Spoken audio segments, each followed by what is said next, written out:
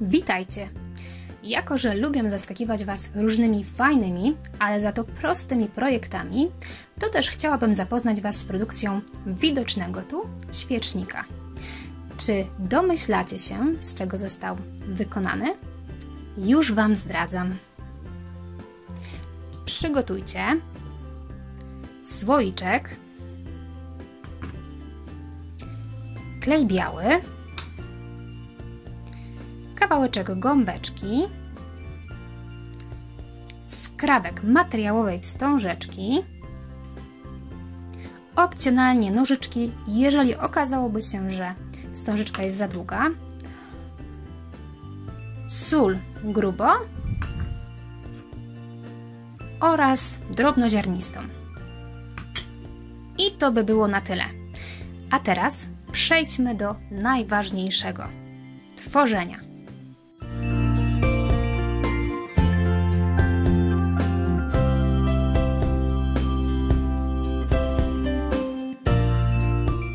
Jeśli macie obawy, że sól, którą będziemy posypywać w słoiczek, będzie rozsypywała się po blacie, tworząc bałagan, to wówczas polecam przygotować sobie również dodatkowo jakiś pojemniczek. Dobrze, zacznijmy tworzyć nasz świecznik. Na słoiczek nanosimy, nanosimy klej. Może to być taka dość gruba warstwa tego kleju, ale nie za gruba, ponieważ później sól będzie nam spływać, a tego akurat chcemy uniknąć. Dobrze, to nanosimy klej. Postaram się nanieść już na całą przestrzeń. Ten klej możecie sobie równie dobrze wlać do jakiejś miseczki i nakładać sobie bezpośrednio gąbeczką. Ja akurat wolałam nakładać ten klej bezpośrednio z pojemniczka. Tak mi jakoś wygodniej. Ale Wy możecie oczywiście zrobić jak będziecie uważali. Dobrze, i teraz za pomocą gąbeczki rozprowadzamy klej.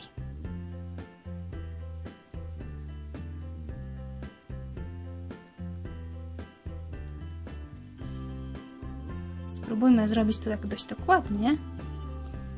Jeśli uznacie, że są jakieś tutaj, można powiedzieć, puste przestrzenie, że tego kleju jest za mało, to oczywiście można tego kleju dołożyć. Jeżeli też stwierdzicie, że jest za grubo, to też można się tego kleju pozbyć. To akurat jest prosta sprawa, prosty rachunek.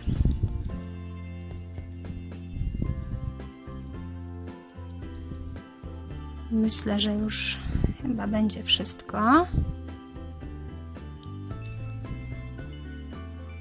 Dobra. Mogę odłożyć na bok gąbeczkę, mogę również odłożyć klej. I teraz chwytam za miseczkę z solą gruboziarnistą, ponieważ od soli gruboziarnistej musimy zacząć. Nanosimy grubą warstwę soli.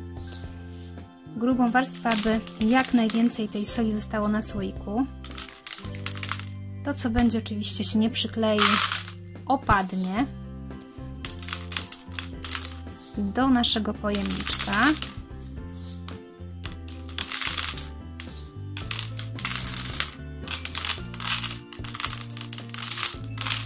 I całą powierzchnię słoika pokrywamy solą.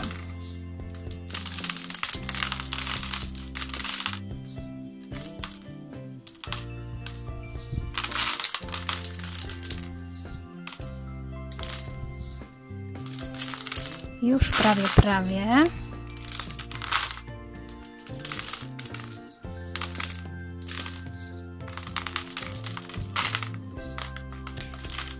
Ok, myślę, że już wystarczy.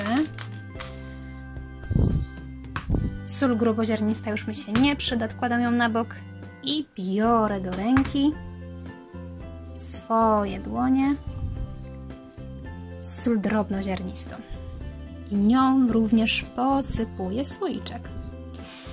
Jest to o tyle fajne, użycie właśnie obu tej rodzajów soli, czyli gruboziarnistej i drobnoziarnistej, one się po prostu uzupełniają. Przestrzenie, które nie wypełnią się do końca solą gruboziarnistą, właśnie wypełniamy tą solą drobną. I też możemy nanieść jej naprawdę sporo, bo to, co będzie miało odpaść, i tak odpadnie, a my dzięki temu, że naniesiemy dość grubą warstwę, będziemy mieć większą pewność właśnie, że słoiczek dokładnie się tą solą pokryje.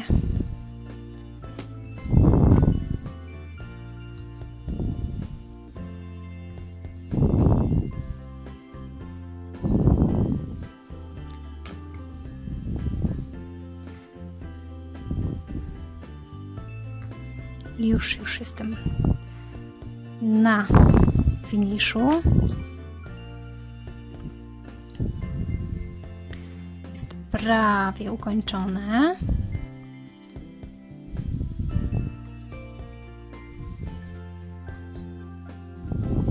Dobra, myślę, że już mogę na tym poprzestać. Teraz wygląda to... Zaraz Wam pokażę, jak to wygląda. Ale jak wyschnie, to efekt będzie naprawdę fantastyczny. A jak do środka włożymy świeczkę, oczywiście podgrzewacz, to już w ogóle będzie naprawdę wyglądało super. Zobaczcie, jaka gruba warstwa. Zobaczcie, jak fajnie już to teraz wygląda. Ogólnie jest tak, dołożę sobie swój pojemnik. Ogólnie jest tak, że powinniśmy zostawić tutaj ten słoiczek z naniesioną solą do wyschnięcia i dopiero kiedy już będziemy mieć pewność, że wszystko już wyschło, to dopiero wtedy nałożyć wstążeczkę. Ja natomiast na potrzeby filmiku zrobię to od razu, ale Wam polecam zrobić to dopiero wtedy, kiedy już wszystko wyschnie. Ok, położę delikatnie. Chwytam za naszą wstążeczkę i widzicie, o tej myślę też muszę być bardzo, bardzo ostrożna, żeby nie zepsuć niczego.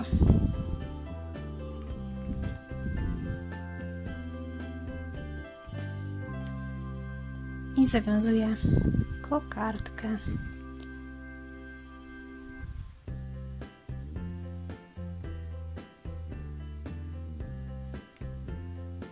Udało się. Ok.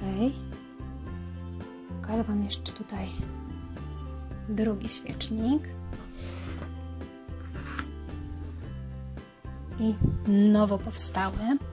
No, powiem Wam szczerze, że mi bardzo podoba się połączenie granatu i bieli, dlatego też zdecydowałam się na taki, a nie inny kolor wstążeczki. Wy natomiast możecie wybrać sobie taki kolor, jaki uznacie za stosowny. Takie solne świeczniki są wprost przepiękne. Można stworzyć z nich świąteczną dekorację lub wykorzystać jako prezent. Swego czasu moi wychowankowie, to jest dzieci 3-letnie, robili je jako upominki dla swoich dziadków. Pomysł, kochani, jest naprawdę wart rozważenia. Tymczasem zapraszam Was do śledzenia moich poczynań artystycznych na lubietworzyć.pl oraz na moich kanałach społecznościowych. To jest na Facebooku, Instagramie, Google+, Twitterze, Pinterestie, Szywce czy stylowi.pl. Słyszymy się już niebawem. Pa, pa!